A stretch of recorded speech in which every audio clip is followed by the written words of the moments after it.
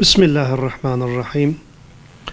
Biz Mardin Umut Kervanı olarak 2024 yılında fakir, muhtaç, yetim ve dul çocuklu bayanlara, aynı zamanda yurt dışı Afrika, Asya, Gazze, buna benzer yerlere yaptığımız yardımları inşallah kamuoyuyla paylaşacağız. Gıda 1839 aileye toplam 943.750 TL gıda yardımında bulunmuşuz. Kırmızı et 480 aileye 374.550 lira kırmızı et dağıtmışız. 539 aileye 257.650 lira giyim yardımında bulunmuşuz. 71 aileye 72.800 lira nakdi yardımında bulunmuşuz. 153 aileye ev eşyası vermişiz. 224.900 lira. Yurt dışı çalışmalarımızda kurban, kuyu, süt keçisi, mescit, buna benzer yurt dışı çalışmalarında 3.201.990 lira para harcamışız. 26 aileye 6.500 temizlik ürünü vermişiz.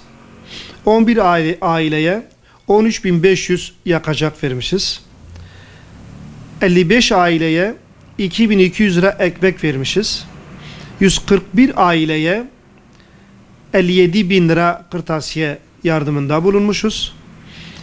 220 aileye 36.200 ayakkabı yardımında bulunmuşuz. Toplam aile sayımız yurt dışı hariç Türkiye'de 3.535 aileye ulaşmışız 2024 yılında.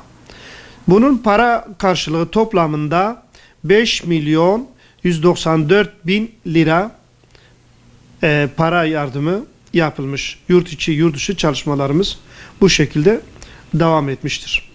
2025 yılındayız. 2025 yılında da çalışmalarımız devam ediyor. Şu anda Gazze'de Nasser Hastanesi'nin diyaliz merkezini, onun yanında Çadırkent, aynı zamanda Mısır üzerinden ya da Ürdün üzerinden gıda, hijyenik malzemeler, orada ihtiyaç bulunan ne varsa götürmeye çalışıyoruz.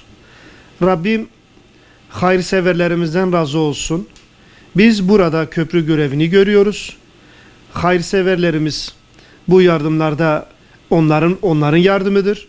Onların katkısıdır. Biz sadece yerine ulaştırıyoruz. Umarım 2025 yılında da hayırseverlerimiz bizi yalnız bırakmazlar. Hayırlarına devam ederler. Biz de bu fakir, muhtaç, perişan insanların yüzünü hep birlikte güldürmüş olacağız inşallah.